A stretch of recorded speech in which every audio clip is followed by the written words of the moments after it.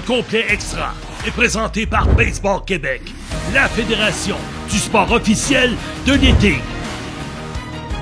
Avec votre équipe à l'animation, Alain Usereau et Mark Griffin.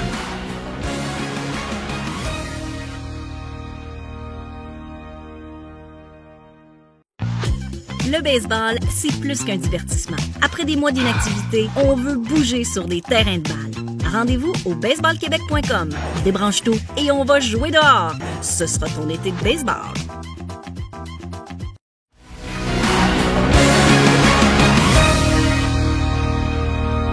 Bienvenue à ce compte complet extra Alain Usereau et Mark Griffin. Très content de vous avoir avec nous. Au cours des 10 derniers jours, on vous a demandé votre opinion sur ce que vous aimez dans le baseball. Et pourquoi? Mais dans un contexte où le baseball majeur a apporté des changements importants ces dernières années, il y en a d'autres à venir.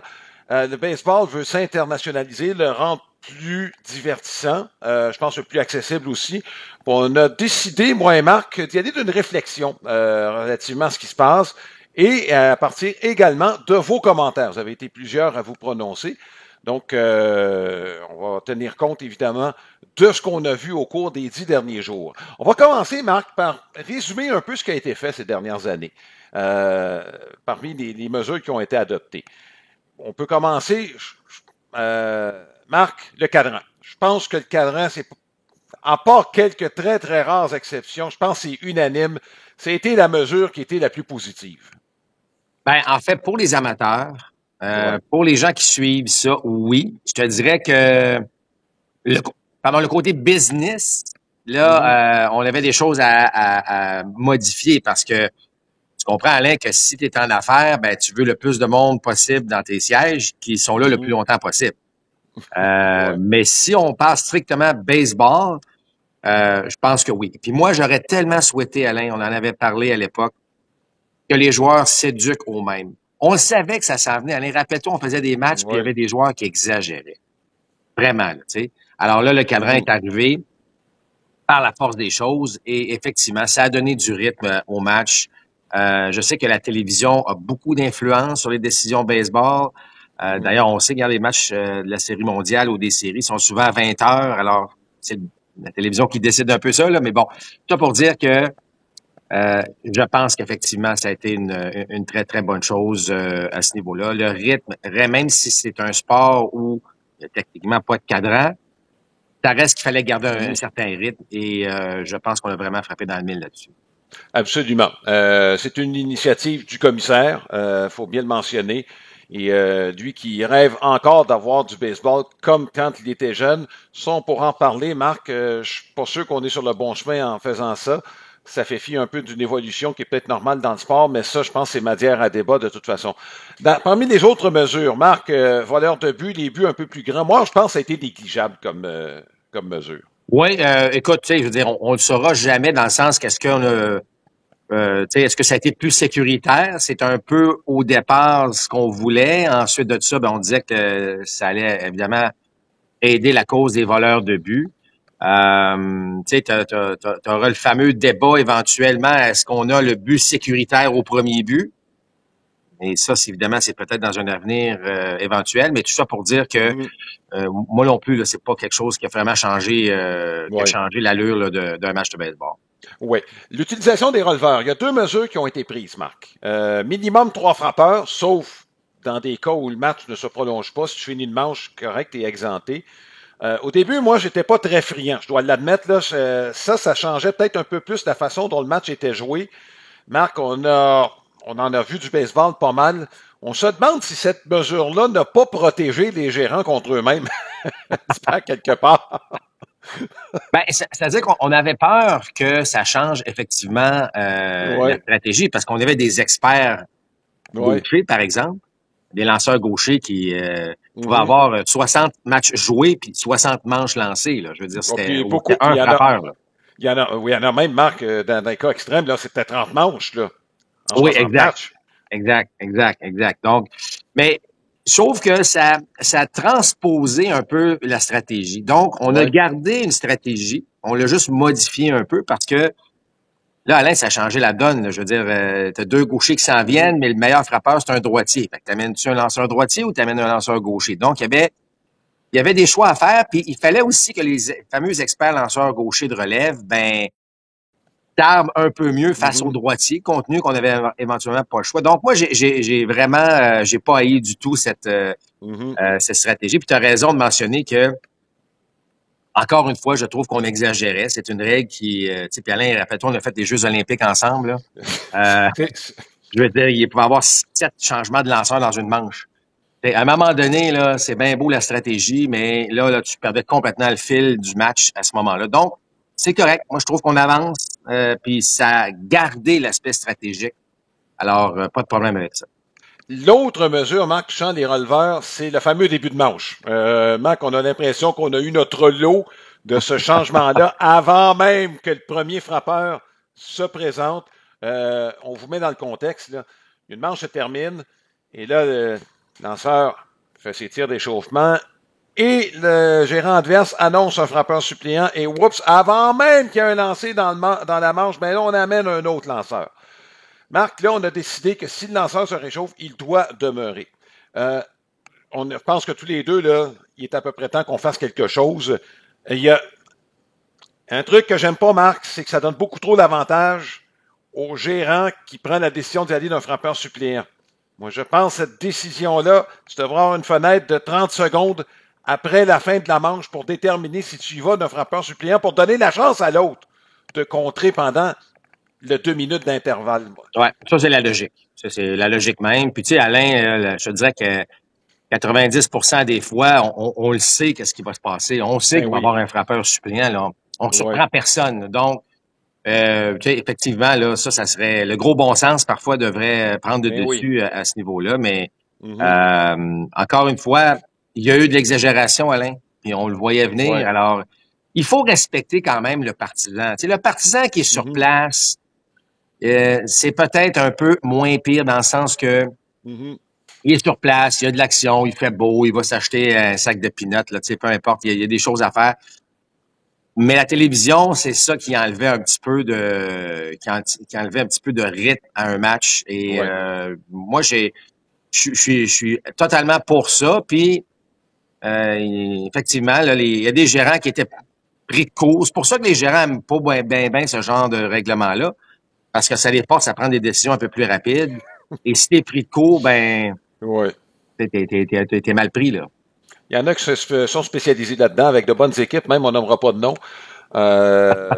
Marc. Donc, quelques autres mesures, Marc, qui ont été prises, et ça au fil des années. Les reprises vidéo, ça c'est une mesure, je pense, c'est unanime maintenant. On veut la bonne décision. Je pense que ça prend le dessus sur l'aspect humain. Ouais, mais bémol là-dessus, Alain. Bémol là-dessus. Tu sais, les reprises vidéo, c'était effectivement pour qu'on puisse rendre la bonne décision. On va s'entendre, là, c'était bon. Mais là, je trouve ça a changé l'allure. C'est-à-dire que là, on est rendu au millimètre près, là. Est-ce que le gars a touché le coussin avant le compte? Tu sais, je veux dire, c'était pas. Au départ, là, je pense pas que le baseball s'attendait à ce que ça devienne un aspect où, tu sais, tu voles le deuxième ou tu tentes de voler le deuxième, puis là, il faut aller à la reprise, puis on prend 4 à 5 minutes à New York pour déterminer s'il est sauf ou s'il est retiré.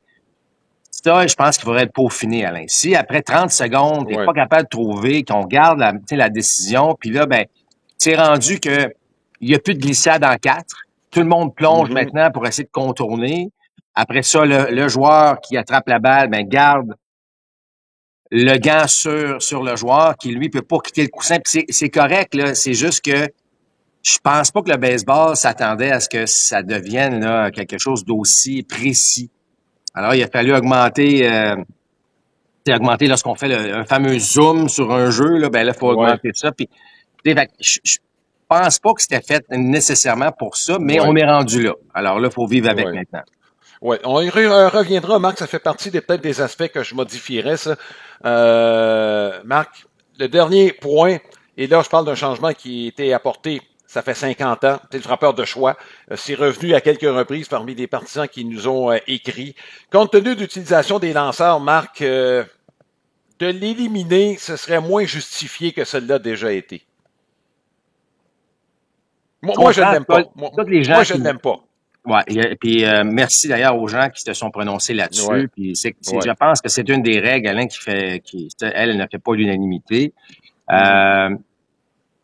Moi, j'étais sûr, moi non plus, je l'aimais pas parce que je trouvais que d'être un bon lanceur et un bon frappeur, là, je parle pas nécessairement de frapper des circuits, mais de bien déposer des amortis. J'en ai vu des experts, des Pedro Martinez ou Greg Maddux, c'était les meilleurs au monticule, mais ils étaient aussi les meilleurs à déposer des amortis. Ils savaient l'importance que ça pouvait donner à leur départ, tandis que d'autres négligeaient ça carrément. Et je te dirais que, Alain, moi, quand je suis arrivé dans le baseball professionnel mineur, je comprenais. Puis, écoute, j'ai joué pour des équipes de la Ligue nationale, là. Puis les lanceurs ne s'entraînaient jamais au bâton. Ben oui. Jamais. Fait que je me disais, mais qu'est-ce que ça donne? Alors, on dirait que par la force des choses, on est devenu. Puis évidemment, ce que David Ortiz a fait ou l'importance de certains frappeurs de choix, ça a donné un spectacle. Parce que là, tu avais un bâton de plus de puissance qui. Alors, l'effet spectacle a dit, ben, pas mal plus le fun d'aller voir David Ortiz frapper que d'avoir un lanceur partant qui est lancé dans le vide sur 3 tirs consécutifs. Là. Donc, c'est un autre débat, Alain, probablement éternel, mais effectivement, moi, j'aurais aimé qu'on le garde. Mais bon, ça fait partie des choses. Ceci étant dit, quand on va reparler de peut-être des propositions, ben, en tout cas, moi, j'ai une autre idée sur des frappeurs de choix. Marc, on va s'attarder sur ce qu'on a eu comme commentaire. Je veux que tu te prononces d'abord. On a retenu plusieurs choses. Toi, qu'est-ce qui t'a frappé dans les commentaires que tu as reçus? Et il y en a eu plusieurs dizaines, là. On les a pas tous lus. On a quand même vu des tendances. Non. Moi, j'ai tout. Un instant. T'as tout lu. Ben, écoute, les gens prennent le temps de nous lire. On va toutes les lire, mon cher ami. Il y en a plusieurs dizaines là-dedans. Mais je te laisse aller. Qu'est-ce qui t'a frappé, là, dans ce que tu as lu? Ben, en fait, ce que j'ai aimé, Alain, c'est qu'on ressentait la passion des gens. Tu sais, les gens étaient convaincus dans leurs commentaires de ce qu'ils aimaient, que ça soit, tu sais, que ça soit l'odeur du gazon. Moi, j'aime ça aller, sentir l'odeur du gazon aux gens qui aiment les stratégies. Tu sais, on aime les fins de match, le jeu d'échecs. Comment on va, tu sais, il y avait un commentaire. Moi, j'aime ça quand les buts sont remplis, pas de retrait, puis l'équipe s'en sort. Comment tu t'en sors? Donc, l'importance du duel lanceur-frappeur, tu sais, de se fier à sa défense derrière pour compléter un double jeu. Ça, c'est revenu quand même souvent, là, l'aspect stratégique. Tu sais, comme je t'ai mentionné, moi, ce que je retiens vraiment, là, c'est la passion des gens. Puis ça, je trouve ça tellement magnifique, Alain. J'avais le sourire à chaque fois que je lisais un commentaire. Je disais, tu sais, cette personne-là, c'est ça qu'elle vit. Puis il y a eu, on va se le dire, Alain, énormément de réponses différentes. D'où le fait que c'est pas juste un aspect du baseball. Là, on a, comme dirait l'autre, on a tissé très, très large dans ce que les gens apprécient du baseball. Puis ça aussi, c'est rafraîchissant parce que il y a plein de petits aspects que parfois, que nous, on trouve là que c'est correct, là, mais que des gens mettent de l'importance là-dedans. Je trouve ça fantastique. Oui. Moi, mon impression et mon commentaire premier, Marc, effectivement, ceux qui nous ont répondu, ce sont des passionnés de baseball. Donc, et on pourrait y revenir un petit peu plus tard. Et ce qui m'a frappé beaucoup, c'est que, rappelle-toi, en 98, tout le monde dit que le baseball, après la grève de 94, ben Sosa, Maguire ont ramené le baseball, la popularité du baseball, avec la longue balle. Hein, c'est ce qu'on mentionnait. Et pourtant, Marc, j'ai pas vu tant de gens qui ont dit, moi, j'aime ça voir des circuits de 450. Il y en a, on en a eu, mais c'est loin d'être la majorité. Les gens sont là pour autre chose. Tu as raison, Alain. Il y en a peut-être là sur la bonne quantité qu'on a reçue. Là. Moi, j'ai vu, je pense, 2 commentaires seulement qui me parlaient de coup de circuit. Là. Ouais. C'est ça que je trouve le fun, c'est qu'on s'est attardé sur d'autres aspects. Mais d'où le commentaire sur le frappeur de choix. Est-ce qu'on veut vraiment ce frappeur de circuit-là ou on aimerait plus de stratégie en disant, parce que le frappeur de choix, juste pour y revenir rapidement, là, c'est pas juste que, il y a un lanceur qui va frapper. Est-ce que le lanceur peut déposer l'amorti? Mais est-ce que le gérant va décider d'utiliser un frappeur suppléant, même s'il domine? Alors, tu forces peut-être la note ou la main, c'est-à-dire du gérant, de sortir son partant parce qu'il est dans une situation de coureur au deuxième, troisième, un retrait, il y a besoin d'un point. Peut-être, moi, j'ai l'impression que les vrais partisans aimeraient mieux voir la décision être prise que d'arriver puis de voir le gros cogneur puis se présenter à ce niveau-là. En tout cas, c'est l'impression que j'ai eue dans ces commentaires-là. Oui. Puis, Marc, l'exercice aussi se complique un peu par le fait que, il y a des gens aussi qui ont un intérêt pour le baseball et tu sais, qui vont aller voir un match une fois par 2 ans, une fois par année.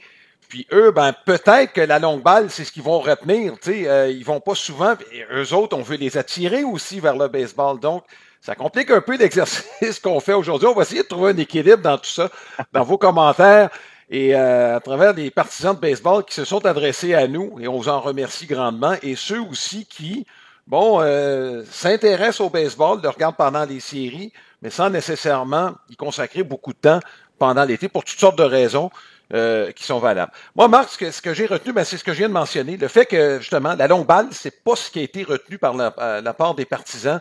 L'atmosphère d'un match lorsqu'on est sur place, ça, c'est ressorti beaucoup pour les gens qui assistent à des matchs, que ça peut être à Québec ou encore au Fenway Park. C'est ça, peut-être les 2 endroits les plus populaires pour les Québécois ou à Trois-Rivières. C'est ce qui m'a frappé comme tel dans les commentaires qu'on a reçus. Marc, on va commencer tout de suite.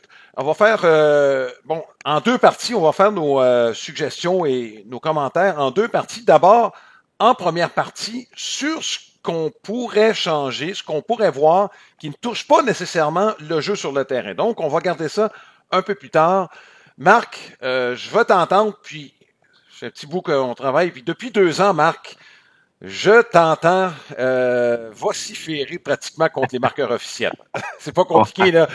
Tu as été très critique, puis je suis obligé de donner des arguments en ta faveur, là. C'est un peu irrégulier. Je vais prendre leur défense un peu en disant qu'ils travaillent selon des balises préétablies. Ceci dit, là, je vais peut-être te devancer, ça n'enlève pas le fait que tu dois avoir un minimum de jugement. C'est à peu près ce que tu vas me dire. Oui, c'est-à-dire que c'est ça. On est comme ancré dans des vieilles règles, alors que là, le baseball se modernise. Et, tu sais, Alain, le baseball peut être marqué de différentes façons. C'est-à-dire, on est dans le baseball majeur. Là, si on parle exclusivement de baseball majeur, donc ce sont les meilleurs au monde. Une faible chandelle frappée à l'entrechamp où tout le monde se regarde, que la balle tombe entre les 3, c'est une erreur. Vous pouvez pas me dire, pas parce que, il a pas touché à la balle. Tu comprends? Ça, c'est un exemple parmi tant d'autres. Donc, moi, je pense que soit qu'on évolue, Alain, en disant, c'est une erreur d'équipe. Parce que pauvre lanceur qui vient de menotter le frappeur avec les buts remplis, puis il pense que sa manche est terminée, puis finalement, il vient de donner 3 points mérités.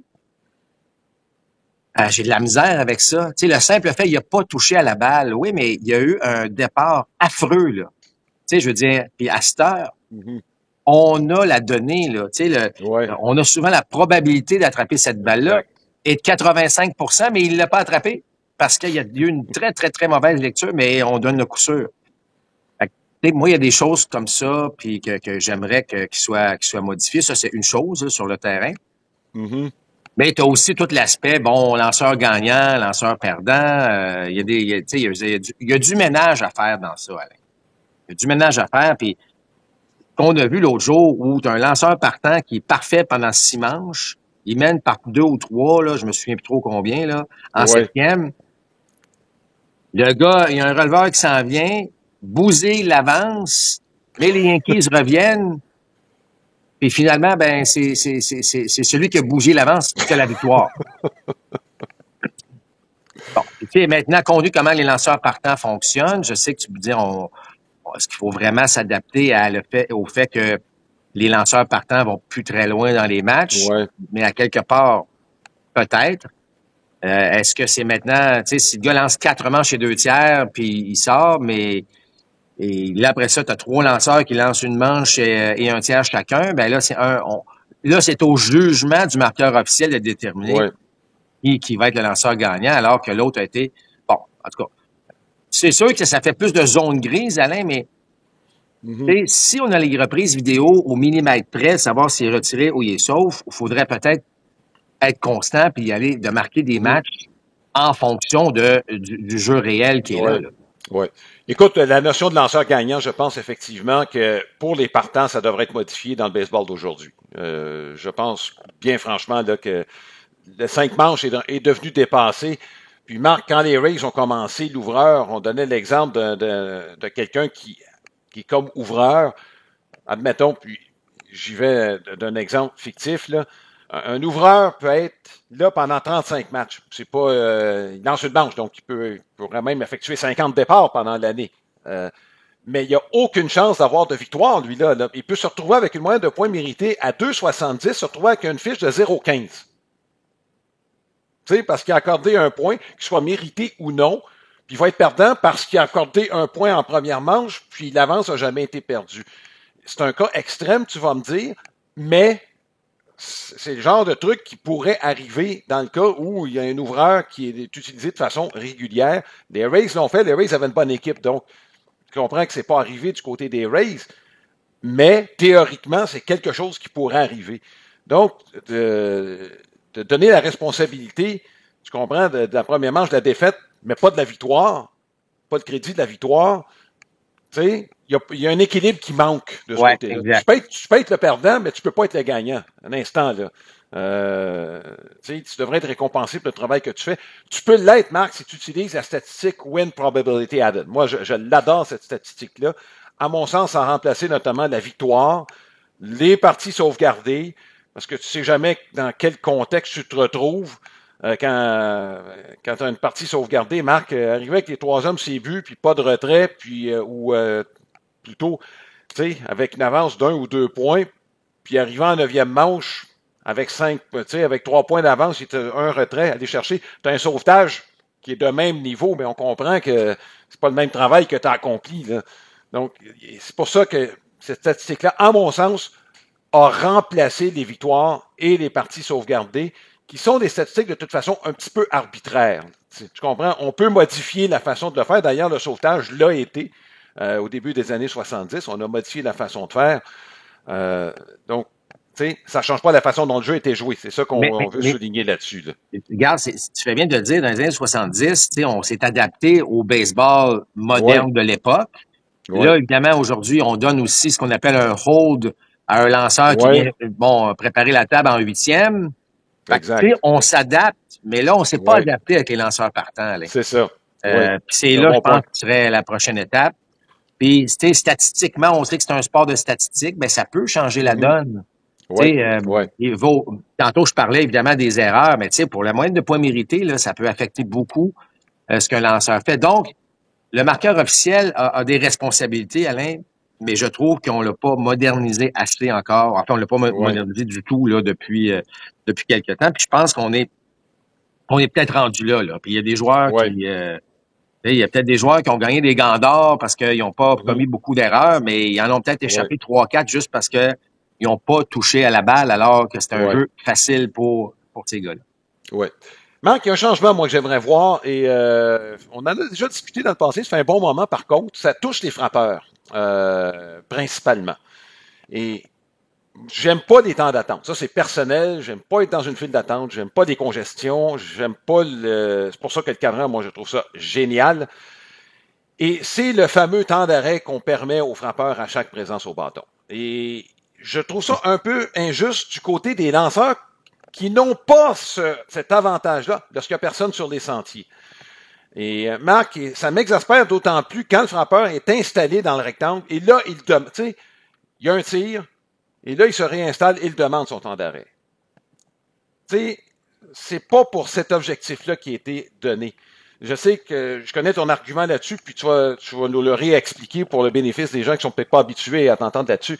Mais moi, c'est quelque chose, en tout cas, et on le changera pas.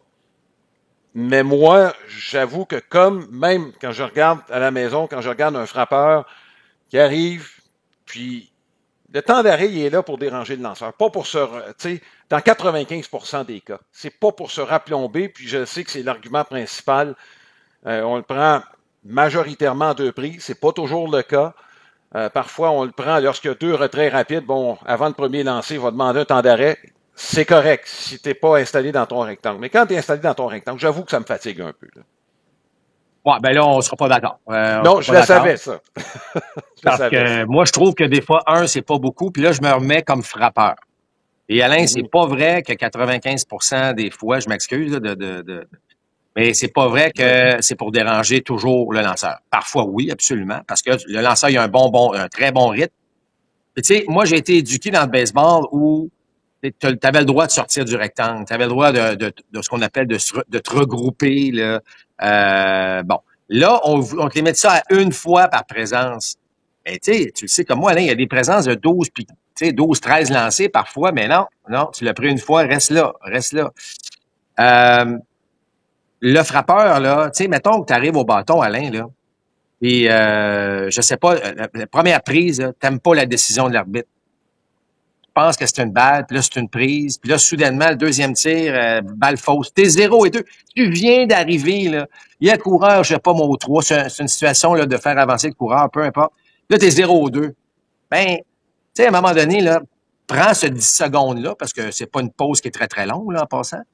Prends ton 10 secondes pour, justement, là, OK, refocus, restabilise, parce que, bon, c'est pas parfait, là. Ça veut pas dire que le gars va frapper un coup sûr, mais Alain, c'est l'affaire la plus difficile dans le monde de tout sport confondu, c'est de frapper une balle de baseball. Qui arrive à 95 et plus, qui bouge. Tu sais, Alain, j'ai étudié en physique, là, mais moi, j'avais l'impression, Alain, que plus tu lances fort, moins la balle bouge. Puis aujourd'hui, c'est pas ça, parce que je vois Duran lancer avec les Phillies, qui lance 103, puis la balle bouge de ça. En tout cas, peu importe. Ça pour dire que c'est dur frapper. Fait que moi, là, j'ai pas de problème que cette règle-là, même quand je pensais pas que ça allait être si bien accepté, même, par les frappeurs, de dire, hey, écoute, j'ai juste un temps d'arrêt. Bravo aux frappeurs moderne, mais pour l'instant, moi, j'ai aucun problème avec cette règle-là. Mais pourquoi pas le donner au lanceur? Le lanceur, c'est la même chose. Là, je suis d'accord avec toi. Sans coureur sur les buts, on devrait quand même donner la possibilité aux lanceurs de le faire. Ça, je suis d'accord. Parce que souvent, là, ça va être par, bon, tu sais, les signaux, à un moment donné, même s'ils sont électroniques, ça se peut qu'à un moment donné, on soit un peu mélangé, là, pour toutes sortes de raisons.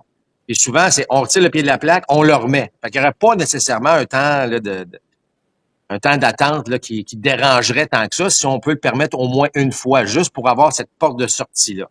Là, je suis totalement d'accord avec toi. Oui, enfin. Non, on ne sera pas d'accord, c'est sûr, mais je serais prêt à un compromis, Marc. Tu veux demander ton temps d'arrêt, ben installe-toi pas dans le rectangle des frappeurs. Ouais, mais en même temps, Alain, là, tu sais, je regarde, là, ça se peut, là, que tu t'installes, il y a un coup de vent, il y a quelque chose qui t'a dérangé. Ça peut arriver, là, de n'importe quoi, puis là, ben, non, reste là, t'as une poussière dans l'œil, pas grave. Ah ouais, swing. Non, tu sais, t'as besoin, selon moi, de ça. Ouais, mais l'arbitre le sait, là. Je veux dire, il y a des trucs comme ce que tu viens d'émettre, là, où on pourrait avoir un compromis. Mais, enfin, ben, ça, c'est moi, puis comme je l'ai dit, c'est dans ma personnalité. J'aime pas ce genre de contretemps pendant un événement sportif. Je parle de baseball, là, puis je pourrais te parler de football, puis de hockey, puis tous les autres sports confondus. Et c'est le même, en tout cas, c'est le même constat que je fais dans chacun des sports. Marc, on va prendre un petit moment de petite pause et question de prendre notre souffle. Et après ça, on va regarder sur le terrain. Est-ce qu'il y a des choses qu'on aimerait voir modifier? Est-ce qu'il y a des choses qu'on a fait qu'on pourrait revoir? Bref, c'est pas terminé. On a encore des choses à se dire. Restez avec nous.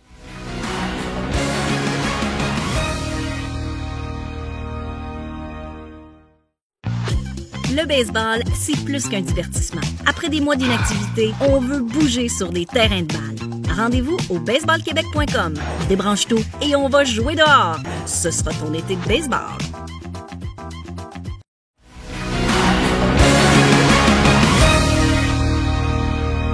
Nous sommes de retour pour ces réflexions sur le baseball. Encore très spectaculaire. On a de meilleurs athlètes que jamais. Le niveau s'élève comme dans tous les sports. Le baseball majeur, plusieurs changements ces dernières années. Marc, on va s'attarder sur le terrain. Moi, je veux t'entendre sur des défenses adaptées. Moi, c'est la mesure que vraiment que j'aime pas. L'élimination des défenses adaptées. Puis, écoute, je me suis déjà prononcé pourquoi, et mon argument est le suivant. Je vais juste le répéter. C'est que on souhaiterait avoir plus de balles en jeu, puis malheureusement, le fait qu'on ait enlevé les défenses adaptées fait en sorte qu'on valorise, dans le fond, le style de baseball qu'on veut peut-être éliminer. Puis je donne l'exemple extrême du gaucher qui tire la balle constamment. Regarde Joey Gallo qui se plaignait. Dans le fond, on s'est aperçu que c'était pas les défenses adaptées qui faisaient en sorte que sa production avait baissé, là, qui se plaignait de ces défenses-là. Ça fait en sorte que Joey Gallo, c'est pas le genre de joueur qu'on voulait voir. Il n'y avait pas beaucoup de balles en jeu, beaucoup de buts sur balle, beaucoup de retraits sur des prises. Puis en les éliminant, tu te dis, c'est-tu le style de Joey Gallo?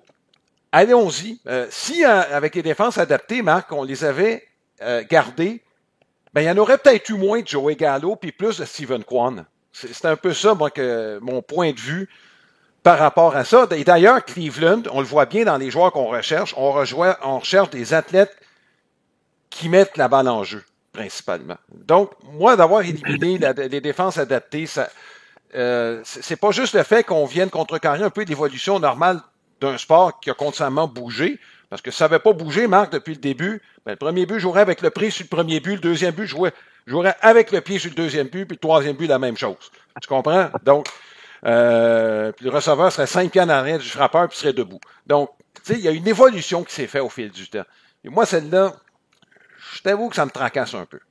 Écoute, moi, je vais te dire, Alain, comme on disait tantôt, à un moment donné, il y a eu de l'exagération. Je vais appeler ça de même, là. Où là, ton troisième but est rendu à l'entre-champ droit. Et je pense que c'est ça qui agaçait plus, c'est d'avoir des joueurs, tu sais, 3 joueurs du côté de l'avant-champ, t'as raison, ça ouvre un trou béant du côté gauche, et le frappeur devra se développer davantage, tu sais, de trouver une façon de frapper la balle un petit peu plus.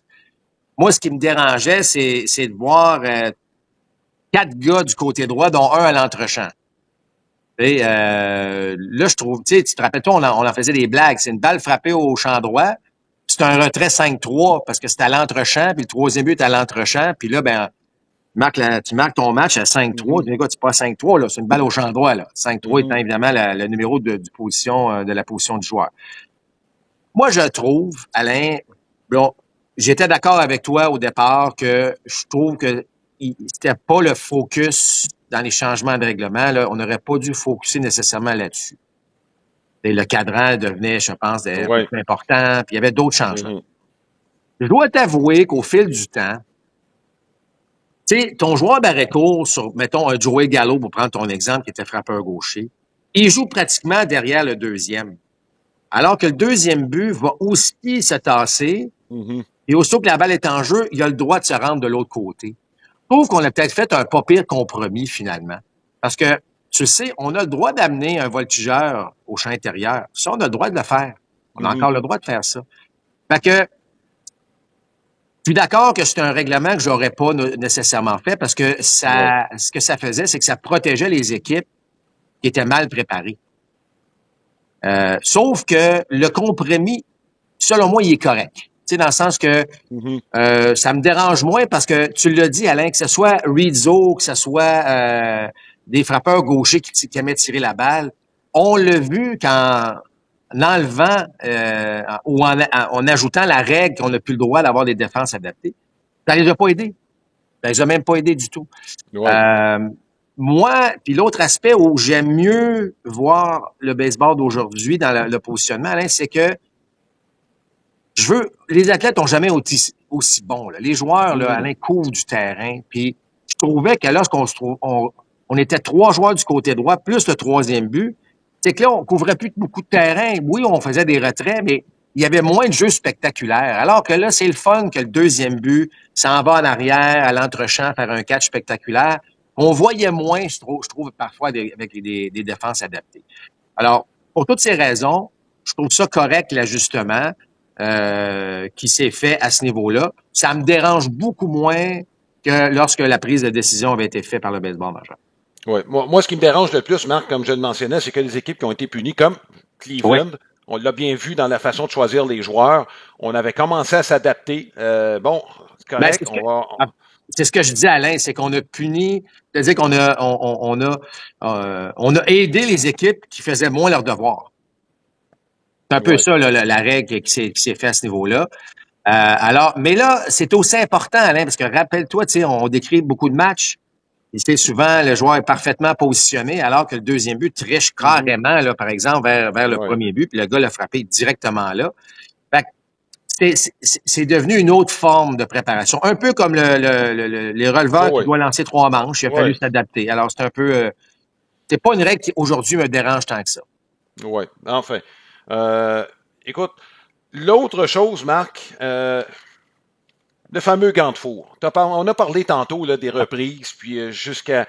Et là, compte tenu, tu parlais du fait que ça se décide parfois par pas grand-chose, par millimètre, le gant de four donne un avantage aux coureurs. Et là, je pense qu'il est temps qu'on commence à penser, je sais que c'est pour la protection, mais il y a un avantage pour les coureurs là, présentement, c'est ce fameux quelques centimètres de plus pour les coureurs fait une différence. Puis moi, je pense qu'il serait temps qu'on commence à y penser sérieusement. Là. Mais on va toujours valoriser la sécurité par rapport à le jeu réel. Parce qu'Alain, si tu réglementes la dimension de ce gant-là, je m'excuse, mais tu peux tricher. Là. Tu peux rentrer ta main là puis laisser un autre 3-4 pouces facilement dépasser alors que personne ne voit vraiment où ta main parce qu'elle est couverte. Là, fait que je sais pas qu'est-ce qu'on peut faire avec ça. Je comprends ce que tu dis. On le voit parfois. Mais il y a vraiment une réelle protection. Et la protection, Alain, ou en fait, le fait qu'on utilise beaucoup plus le plongeon que dans les années 80 où Tim Raines et Rick Anderson volaient des buts, là, c'est que ce sont les reprises vidéo. Là, je dois vraiment être subtil à contourner lorsque le joueur en défense avec son gant veut me toucher, mais moi, je veux l'éviter. C'est pas mal plus facile de le faire en plongeant qu'avec la glissade en 4 qu'on appelle avec les pieds devant. Donc, les reprises vidéo sur les vols de but, entre autres choses, puis même n'importe quelle situation où tu as glissé, regarde au marbre aujourd'hui, là, on plonge pas mal plus qu'à à peine 10 ans, là, parce qu'on veut contourner, on veut éviter, alors c'est beaucoup plus facile de faire. Fait que, moi, je suis pas sûr qu'il y ait vraiment une solution précise à ça, Alain. Mais je comprends ton argument. Ouais. Là, remarque, moi, j'étais un voleur de but. Fait que moi, si tu me donnais là, ça de plus là, de ma main là, pour essayer. C'est ça. Mais je le prenais. Sauf que les gens aiment les vols de but, aiment les tentatives de vol. Fait que ça fait partie du spectacle. Puis au receveur ou en fait au lanceur d'avoir peut-être une meilleure gestion. Bon, en tout cas. Mais je suis pas sûr qu'il y a une solution simple à ça. Une solution serait pas de glisser les pieds devant, dans le fond. C'est parce que là tu t'exposes à être pas mal plus retiré. Ouais. Là, écoute, moi, en tout cas, non, moi, j'haïs pas ce côté spectaculaire-là. Tu sais, regarde, Pete Rose, tout le monde se rappelait lorsqu'il plongeait, là, c'était fantastique. Il était un des seuls qui le faisait de façon pratiquement, à chaque occasion. Compte tenu du spectacle, moi, j'ai moins de problèmes avec ça. Et puis, évidemment, si on parle à un receveur ou un lanceur, ils vont peut-être pas être d'accord avec moi, là, mais moi, j'aime les vols de but. Je trouve que c'est un aspect du baseball qui expose les athlètes, les bons athlètes, ceux qui ont les bonnes lectures sur les gestes des lanceurs, les subtilités du baseball, là, dans v'là une, là. C'est une bonne lecture, comment être en mesure de partir, d'avoir le meilleur départ possible. Je veux voir ça. Je veux voir ça souvent. Je veux voir. D'ailleurs, il y a des gens qui nous l'ont écrit, là. Il y a des gens qui nous disaient, moi, là, les années de Tim Raines puis de Vince Coleman, quand c'est un match Cards Expo, tu savais que tu t'en allais voir un paquet de voleurs de but, puis là, t'espérais que Carter puisse pincer Coleman, puis c'était pas le cas, puis là, c'était frustrant. Puis là, au stade olympique, tu avais la face à chaque remise au premier but, ça pouvait être 8 remises de suite au premier but lorsque Raines était là, puis ça mettait de l'ambiance. Fait que, moi, je pense que c'est d'ailleurs, c'est pour cette raison, Alain, qu'on l'a pas fait encore. On n'a pas réglementé ça, malgré que c'était une évidence même que ça donne un avantage. Oui. Marc, il y a une règle, je pense que tu vas être d'accord avec moi, on ne s'obstinera pas là-dessus, mais les reprises vidéo, Marc, le temps alloué avant de prendre une décision, il me semble que de ce côté-là, il y a du travail à faire, puis ce serait pas compliqué. Si tu n'es pas capable de trouver une décision correcte après un certain laps de temps limité, là, regarde, tu retiens la décision initiale. Je pense que ce serait plutôt logique. On perd un temps fou parfois pour pas grand-chose. Je sais que c'est important d'avoir la bonne décision, mais si c'est si serré que ça prend 5 minutes, regarde. Ah, écoute, moi, je suis parfaitement d'accord. Je trouve que, oui. je trouve que parfois, on a décidé de faire les reprises pour avoir la bonne décision. Mais si après, Alain, que ce soit 30 secondes ou 1 minute, par exemple, à New York, là, les ont tous les angles. Là, si tu es obligé de zoomer ça là, au point où, on en a parlé tantôt, mais c'est pour ça que j'aime moins ça.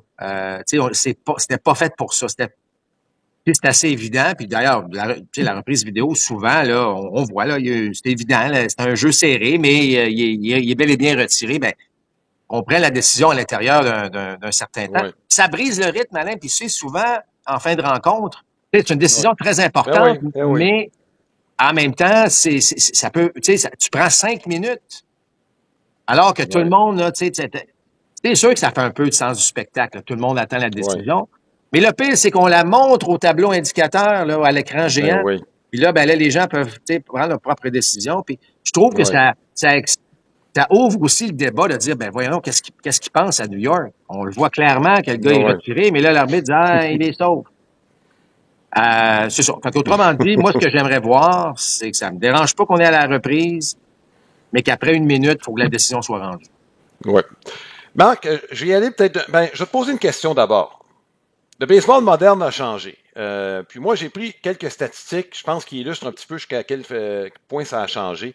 Le taux de contact sur les élans. En 2010, là, on était à 79%. Le taux de contact. Aujourd'hui, on est à 75%. Donc, pour toutes sortes de raisons. On lance plus fort, c'est un fait. L'approche à 2 prises, je pense que c'est allé aux poubelles, comme tu l'as connu à l'époque où tu jouais. Est-ce que le baseball d'aujourd'hui te rend nostalgique de l'époque où tu jouais? Je vais te poser la question comme ça parce que oui, ça a évolué. Puis le commissaire, c'est pas gêné pour le dire. Moi, j'aimerais ça voir du match comme à l'ancienne. Moi, je suis pas d'accord. Je pense qu'il y a une évolution normale qui se fait dans tous les sports, le baseball inclus. Puis moi, je vais t'entendre là-dessus. Il y a des trucs que je veux soulever, avec qui j'ai déjà parlé, avec des collègues de Sabre, mais je veux t'entendre d'abord sur l'évolution du baseball comme on le connaît. Es-tu nostalgique de l'époque où tu jouais, toi? Nostalgique. Je pense pas que c'est le bon terme, là. Le baseball est cyclique, Alain. On s'est retrouvé dans une ère de coups de circuit. Puis après ça, on s'est retrouvé à une ère, ça a diminué. Après ça, le vol de but est arrivé. Là, le vol de but était moins valorisé parce qu'il y a eu l'arbitrage. C'est carrément ça, parfois, l'arbitrage, que les gars à l'arbitrage, puis on dévalorisait vraiment le vol de but. Les gars se disaient, pourquoi je vois le début à ce moment-là avec physiquement, là, ça me magane, là, excusez l'expression. Après ça, d'autres choses qui sont arrivées. Regarde cette année, là.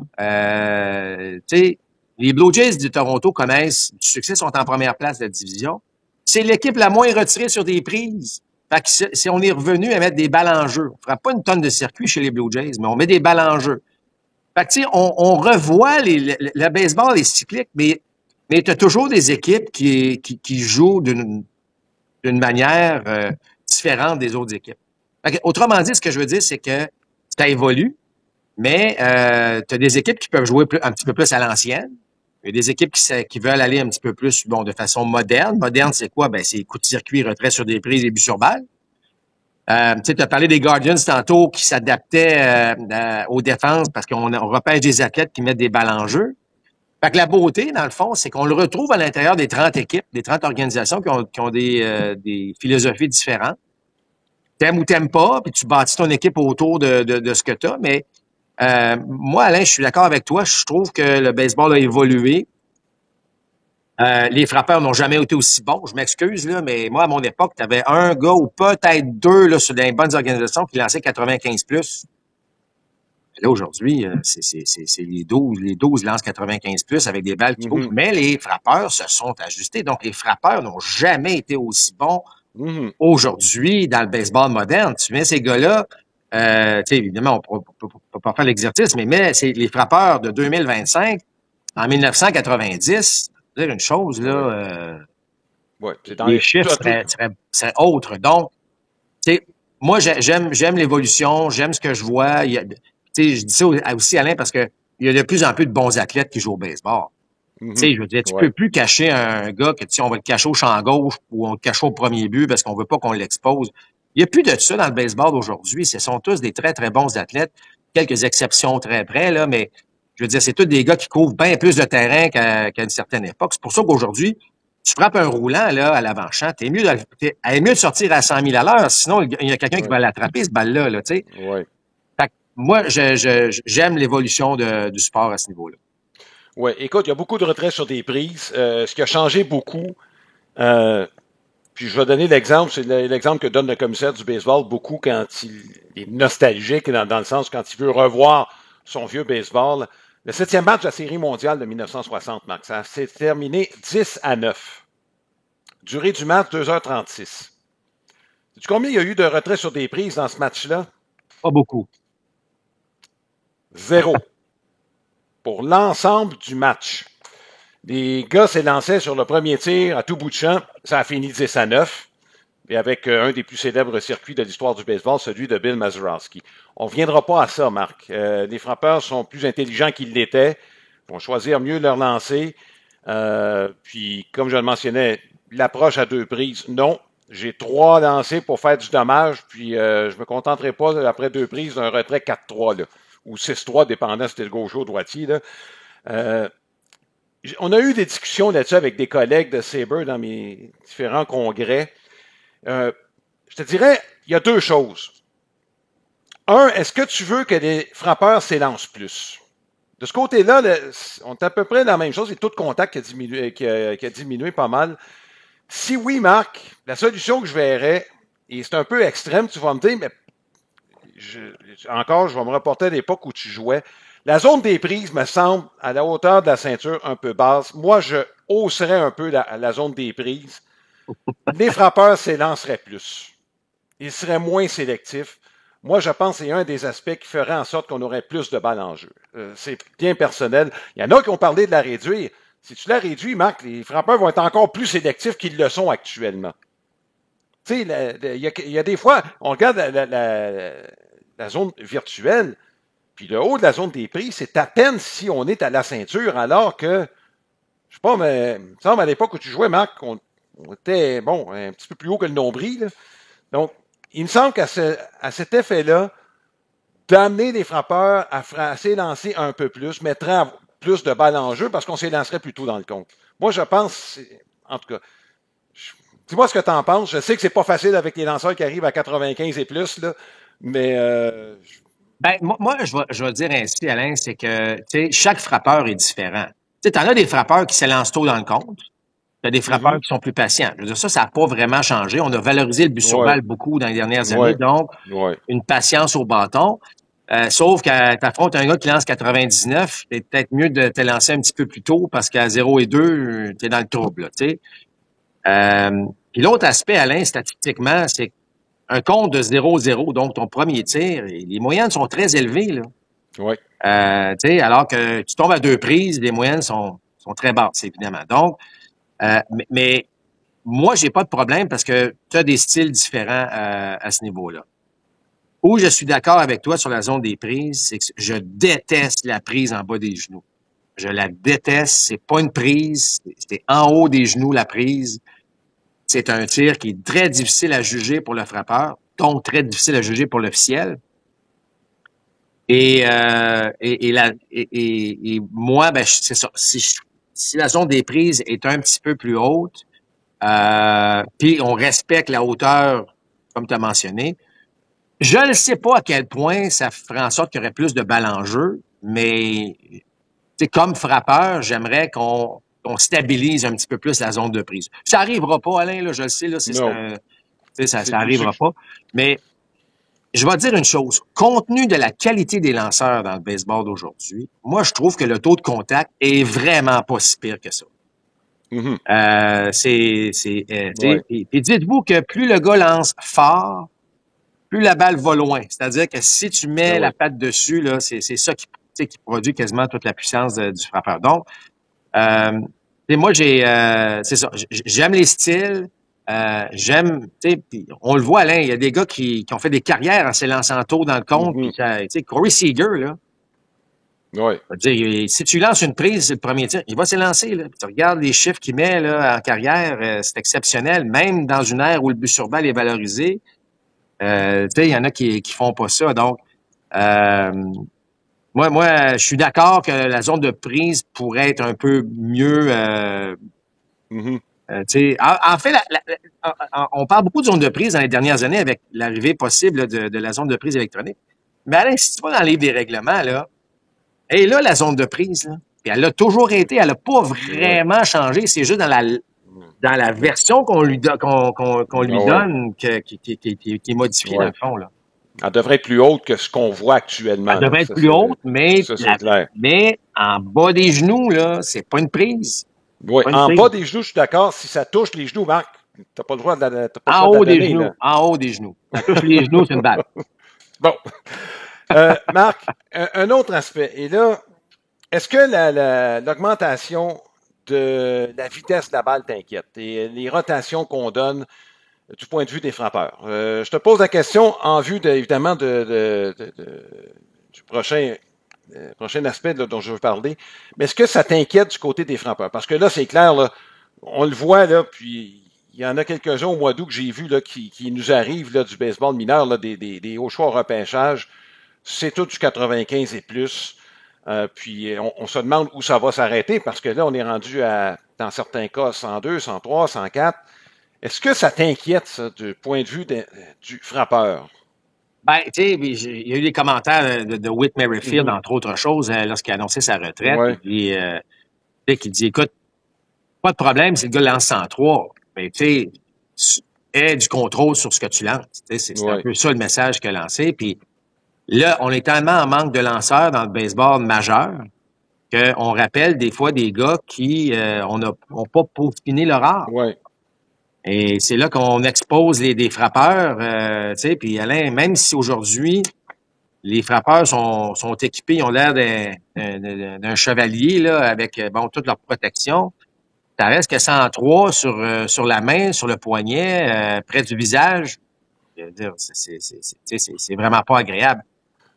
Je sais pas, Alain, est-ce que l'être humain est capable de nous amener à lancer 106, 107, 108 éventuellement? Là? Je le sais pas, là, mais compte tenu du nombre de blessures dans le baseball, tu sais, moi, je pense qu'on n'est pas loin d'avoir atteint. Il va toujours avoir l'exception là, du gars qui peut lancer 105, là.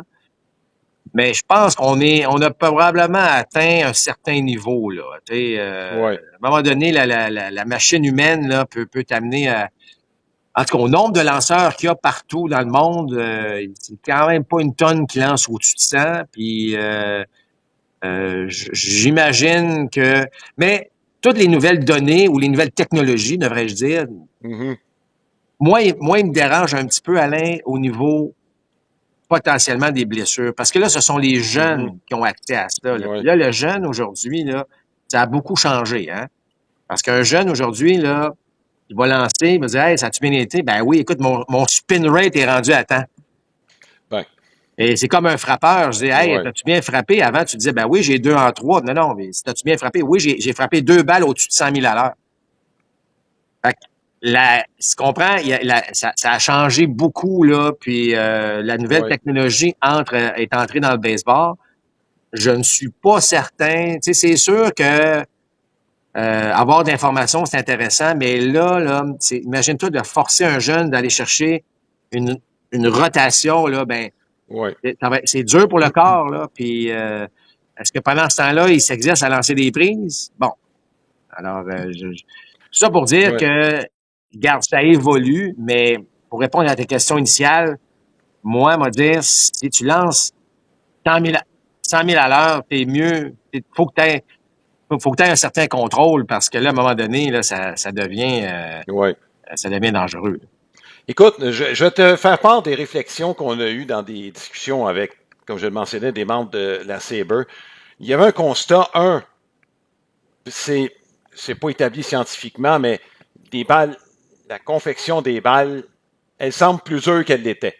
Des coutures semblent également faire en sorte qu'on est capable d'appliquer des rotations. Il y a des laboratoires de toute façon. Tu en as parlé tantôt, la révolution de la balle, on est capable de faire davantage de quoi avec ça aujourd'hui, même à très grande vitesse. Et ce que certains prônaient, j'avoue que je suis un peu dubitatif quand on a dit ça, mais Marc, si on réduisait un peu la densité de la balle, on aurait des circuits moins loin probablement, mais rappelle-toi, dans les années 70, moi, des frappeurs qui frappaient des circuits au champ posé, là, il n'y en avait pas beaucoup. Donc, tu aurais moins de vitesse des lanceurs, la balle partirait peut-être un peu moins vite, mais au lieu d'avoir des circuits de 450 pieds, tu en aurais plus à 410. C'est un peu extrême. J'avoue que oui, ça nous rapprocherait probablement de ce qu'on voyait du baseball des années 70. Mais est-ce que c'est ce qu'on veut? Et comme je le mentionnais, ça semble un peu extrême, mais si effectivement il y a une progression de la vitesse des lancers, est-ce qu'on n'aura pas le choix d'en arriver là? C'est certain que ce serait l'aspect le plus facile et logique de corriger ça. Parce qu'il y a des gens qui parlaient de reculer le monticule, puis tu comprends, là, ouais. On changerait complètement. Et c'est raison de mentionner que la balle, elle est modifiable. C'est-à-dire, elle est modifiable à bien des égards. Tu sais, est-ce que les coutures peuvent être un petit peu plus serrées, moins serrées? Tu sais, as parlé, bon. Le baseball a joué avec ça, Alain. Assurément que le baseball majeur a joué avec ça sans... On l'a déjà fait. Non, mais on l'a déjà fait, puis il y a des joueurs qui l'ont remarqué parce qu'il y a je veux dire, une balle de baseball pour un lanceur, là, tu le sais tout de suite. Tu sais, je veux dire, tu prends la balle, tu as une bonne idée. Le frappeur, ça peut prendre un petit peu plus de temps, alors que, tu sais, s'il frappe une balle, il peut vraiment voir si elle a voyagé un petit peu plus loin. Donc, une influence. Et oui, la réponse à ça, Alain, c'est que si jamais on s'en va dans une ère où, effectivement, là, on voudrait, mettons, je ne dirais pas améliorer, mais faire en sorte qu'effectivement, la balle voyage moins, ce serait probablement la solution la plus logique. Par contre, faut que le baseball majeur, si ça en va dans cet aspect-là, soit transparent. Alors que la dernière fois qu'ils l'ont fait, ils ont semblé vouloir cacher ça à tout le monde. C'est comme, on l'a comme découvert, tu sais, en jouant que, hey, un instant, la balle voyage moins ou voyage plus, tu sais. Fait qu'il faudrait avoir un petit peu plus de transparence, mais ce serait la solution la plus simple et logique, selon moi, si on voulait contrôler un petit peu plus cet aspect. Oui. Écoute, moi les saisons, je me rappelle le plus, il y a 76-77, Marc. On est passé d'une année à l'autre, là, dans le baseball majeur, globalement, de 6,80 à 730 d'une année à l'autre. Tu sais, c'est 50 points de différence, là. C'est beaucoup, puis... mais si jamais, je dis bien, on se rend jusque-là, Marc, il va falloir faire des expériences au baseball mineur avant, là. Ah, ben oui, oui. Parce que quand tu fais des changements de la sorte, tu as des conséquences parfois auxquelles tu ne t'attends pas. Tu sais, il y a quelques fois, tu dis, oui, c'est une bonne idée, puis ouais, j'avais pas pensé à ça, là. Tu sais, fait que, moi, c'est juste dans la perspective, Marc, où le 100 000 à l'heure va devenir une norme. Est-ce que ça va être le cas? Regarde, c'est, les années 90, Marc, c'était 90 qui était le critère pour un lanceur de balle rapide. On est rendu à 95 et plus aujourd'hui. Tu sais, on ne sait pas dans quel sens ça va évoluer. Non, mais en tout cas, ça a évolué, ça c'est certain. Puis il va falloir que le baseball surveille cet aspect-là de très, très près. Mais moi, je pense vraiment, Alain, qu'on a atteint, je pense qu'on a atteint une certaine limite au niveau de la vélocité, là. Dernière chose, Marc, c'est un commentaire qu'on a reçu récemment, puis ça m'a frappé parce que c'est un autre sujet qui est venu de l'avant. Limiter le nombre de fausses balles après 2 prises? Non. Non, moi, j'aime pas. Tu sais, je veux dire, je me répète, là, c'est dur à frapper. C'est très, très dur à frapper. Alors, faire des fausses balles, ça fait partie. Écoutez, les Savannah Bananas, là, si tu frappes une fausse balle, puis elle est saisie dans les estrades, c'est un vrai retrait. Fait que ça serait peut-être plus intéressant. Mais non, moi, je comprends, là, mais tu sais, Alain, un frappeur qui a une présence de 12, 13, 14 lancés, là, ben, c'est le fun. Je veux dire, Puis, c'est qui va la gagner, cette bataille, là? C'est comment que ça va se terminer. Puis, moi, je trouve qu'au contraire, là, ça fait partie, personnellement, là, ça fait partie d'un bon spectacle, là. Oui. Marc, je ne sais pas si tu as quelque chose à ajouter relativement à, les changements qui sont survenus les années passées, ce qui pourrait survenir, la situation du baseball aujourd'hui. Moi, bon, écoute, Alain, je m'en suis jamais caché, j'en avais déjà parlé, mais j'aimerais, éventuellement qu'on ait un frappeur de choix pour un joueur en défense. Moi, j'en ai déjà parlé. Moi, je trouve qu'on met tout le temps l'emphase sur l'attaque, alors que il y a des joueurs spectaculaires en défense, mais qui ont malheureusement peut-être pas le bâton nécessaire. Là, tu vas me dire, ben oui, mais il peut pas jouer dans le baseball majeur. C'est un argument qu'on peut avoir, mais je regarde Clark avec les A's, là, malheureusement, il s'est blessé, mais tu sais, son impact a été immédiat avec des catchs spectaculaires. Oh, oui. Est-ce qu'on pourrait avoir un gars qui strictement pourrait frapper? Donc, tu aurais 2 frappeurs de choix. Je lance l'idée comme ça, mais moi, j'aime le jeu défensif. J'adore le jeu défensif. Puis de voir des gars de même jouer, je trouve ça plate qu'à un moment donné, ils n'ont pas leur place et ils sont pas capables de frapper. Mais là, je parle d'exceptionnel. Là. Je parle pas juste d'un bon gant. Là. Je parle d'exceptionnel. Mais ça, je trouve que c'est une idée qui est intéressante. Alain, plus je la mûris, celle-là, là, je m'en vais un petit peu flyer, je m'en vais un petit peu loin, là. Mais plus je la mûris, plus je la trouve intéressante. Puis là, on parlait tantôt des balles à 100 000 à l'heure. Des gars qui essaient de lancer des balles frondes qui touchent le sol, des 3 pieds devant le marbre. Et là, ma question, c'est, s'il y a un mauvais lancer, puis là, encore une fois, là, je reviens au Savannah Bananas, mais je trouve que l'idée n'est pas folle. Mais s'il y a un mauvais lancer, le frappeur a l'option de dire, moi, je m'en vais au premier but. Donc, de voler le premier but, autrement dit. Donc, pas attendre avec 2 prises que de te lancer, là. Tu sais, tu te lances avec 2 prises, puis la balle est échappée. Tu peux courir. Évidemment, si y a un coureur au premier but, tu peux pas courir, là, mais il y a des situations où tu peux courir. Alors que là, tu sais, si la balle bondit devant le marbre, puis le receveur essaie de la bloquer, puis elle bondit derrière, tu as le choix d'y aller. Ça se peut que tu sois retiré parce que la balle peut rebondir dans le main du receveur et t'es mort. Mais à tout moment dans ta présence au bâton, tu aurais le droit d'y aller. Je sais que c'est un peu fou, mais en même temps, ça ne l'est pas tant à ce niveau-là. Il y a d'autres idées, là, Alain, auxquelles, je veux dire, on pourrait aller une liste là, de choix. Puis, tu sais, rappelle-toi, là, on avait eu un petit débat là-dessus sur, si tu donnes un but sur balle intentionnel, c'est 2 buts. Ouais. Ben là, on va dire, parce que moi, je veux voir Aaron Judge frapper, là. Je veux voir ces gars-là. Moi, je trouve ça tu sais, puis stratégiquement, je la comprends, OK? Et moi, là, pour la première fois de ma vie, je me paye un billet au Dodger Stadium, puis je m'en vais voir Shohei Ohtani, ou à l'étranger, je m'en vais voir Shohei Ohtani. Je prends mes petites économies, je veux le voir en direct, live, si vous voulez. Puis il y a 3 buts sur balle intentionnels dans le match. Alors là, le but sur balle intentionnel, tu veux le donner, c'est 2 buts. C'est pas, encore une fois, là, tu sais, on sort de tout. Je te dis pas qu'il faut absolument implanter ça, mais je trouve que ça vaut la peine peut-être, à un moment donné, d'y réfléchir. En tout cas, on lance un paquet d'idées, là, mais je dis pas que je vais être commissaire demain matin puis je vais implanter tout ça, là. Mais il y a des choses que j'aimerais, tu sais, des fois qu'on regarde un petit peu plus, parce que comme j'ai dit, moi, je veux voir les meilleurs jouer, je veux les voir dans le meilleur contexte. Ça se peut qu'il soit 0-4, 4 retraits sur des prises, mais au moins, il va s'être essayé. Tu comprends? Oui, absolument. Il y a un paquet de possibilités là, qui pourraient améliorer. On en a parlé rapidement tantôt, le fameux coussin de sécurité au premier but. Et ça, c'est une affaire que les gens ont parlé. Moi, je suis pas un grand fan, personnellement. Il y a trop d'aspects, mais je comprends parfaitement de l'instaurer au niveau du baseball amateur. En termes de sécurité, mais au baseball majeur, je suis pas certain. On a déjà agrandi les buts. Je sais qu'une question de sécurité, mais ça reste que là, je trouve que là ça enlèverait un petit peu de baseball. Là. Oui. Écoute, Marc, comme tu le mentionnais, les athlètes sont meilleurs qu'ils l'ont jamais été.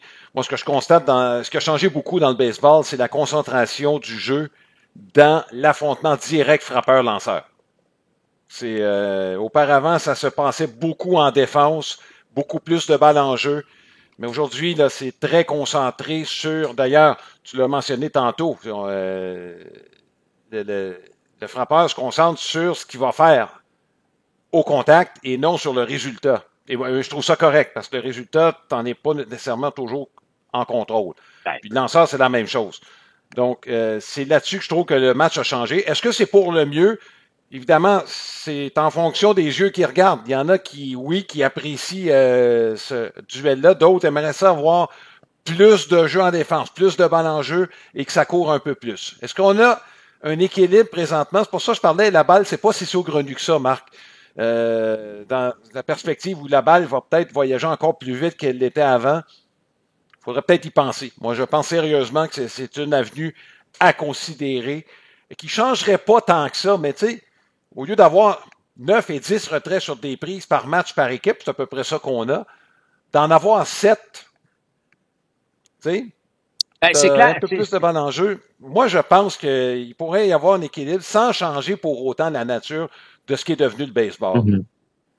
Ben, c'est très valide comme point. Ouais. Le retrait sur des prises dans un moment critique, on l'aime beaucoup. Ouais. Puis on est l'équipe en défense. Mais moi, je trouve que on est quand même pas loin de ça, Alain. Je trouve que le baseball a quand même bien évolué. Puis tu sais, des commentaires des nombreuses personnes qui nous ont écrit, comme je le mentionnais au départ, je trouve ça le fun de voir tous les différents aspects que les gens apprécient. Alain, je te pose la question, moi. Toi, t'as pas nécessairement été un joueur professionnel, mais tu es un grand connaisseur, tu suis le baseball, tu es un historien même dans le baseball. Mais moi, je te posais la question de façon précise.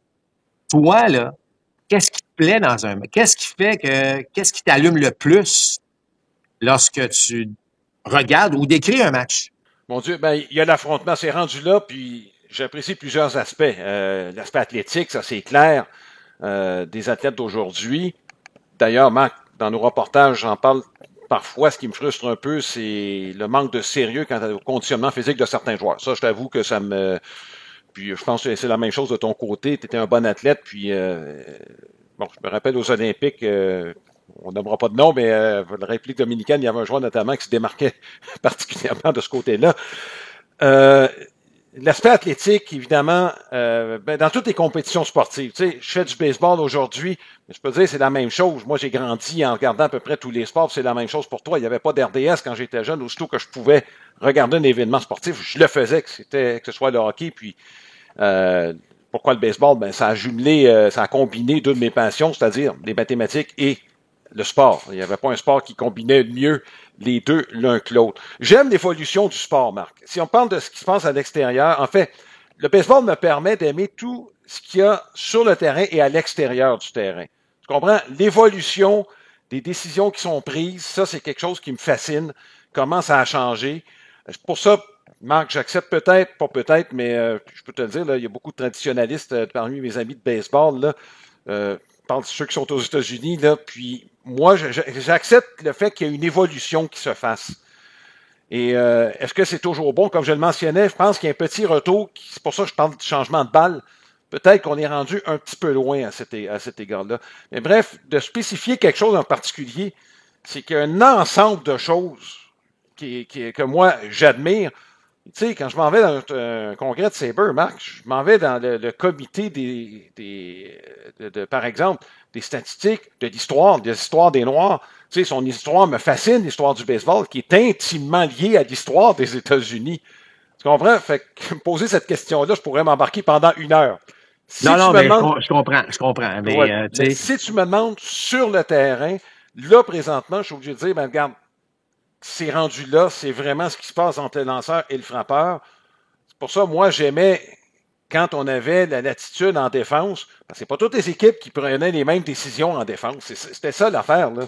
Tu sais, puis t'arrives en fin de match, t'as un coureur au 3e, faut-tu placer 4 gars du côté droit? C'est pas vrai, là. Là, t'es obligé de changer. Tu sais, avec les changements de règlement, arrivent d'autres stratégies. Mais évidemment, sur le côté stratégique, comment tu positionnes tes mains là sur le terrain, comment tu attaques un frappeur, ça, c'est le genre de truc qui vient me chercher un peu plus, Marc. Pour ça, je viens de chercher souvent, bon, à savoir, quand il y a l'affrontement frappeur-lanceur, qu'est-ce qui se passe dans la tête du frappeur? Je viens de lancer 2 balles rapides, qu'est-ce qui s'en vient? Ce jeu-là, Marc, je pense, quand je parlais du fait que le baseball était concentré entre le frappeur puis le lanceur, je pense que ça l'est encore plus qu'à n'importe quel moment, compte tenu du fait qu'il y a moins de balles en jeu. Donc, moi, j'embarque dans ce qui se passe aujourd'hui. Ça va changer encore, puis probablement que ça va m'allumer encore, cette façon de faire. En tout cas, j'avais posé une question, tu m'as répondu en politicien, là, puis c'était parfait. Mais non, c'est une excellente réponse parce que moi, Alain, si je me pose à ma propre question, c'est que tu sais, j'ai été joueur, tu comprends que je suis un passionné de ce sport-là, mais la sensation d'être au cercle d'attente et que là, tu t'en vas dans le rectangle des frappeurs, dans une situation critique, dans un match, et là, c'est vraiment, comme tu as mentionné, le jeu d'échecs entre le lanceur et le frappeur. C'est un aspect que j'ai jamais retrouvé dans la vie de tous les jours. Même en faisant de la télévision, même si faire justement des fois, parfois la télévision dans les séries mondiales, on se retrouve, puis on sort, tu te rappelles-toi, on se regarde, on est à Los Angeles, puis je veux dire, tu sais, c'est le fun, mais la sensation de te rendre dans le rectangle des frappeurs, te rentrer dans ta bulle, regarder le lanceur, dire OK, puis analyser la situation, ça pour moi, c'est la... Tu sais, je veux dire, j'essaie des fois, parfois, de me mettre dans la peau d'un frappeur, là, qui s'en vient, mais pour moi, c'est ça le baseball. Puis tu sais, les gens qui nous écrivaient, ben, tu sais, l'odeur du gazon, le bruit, ce qu'on appelle le crack of the bat, là, tu sais, le contact, la balle avec le bâton. Il y a des sons là qui nous allument plus que d'autres. Moi, c'est ça. Tu sais, moi, c'est ça. Puis tu sais, évidemment, pour t'as touché à tous ces points de vue-là, de voir les athlètes, de voir aussi l'évolution de certains joueurs, puis de voir des jeunes qui se développent, qui se retrouvent à être des...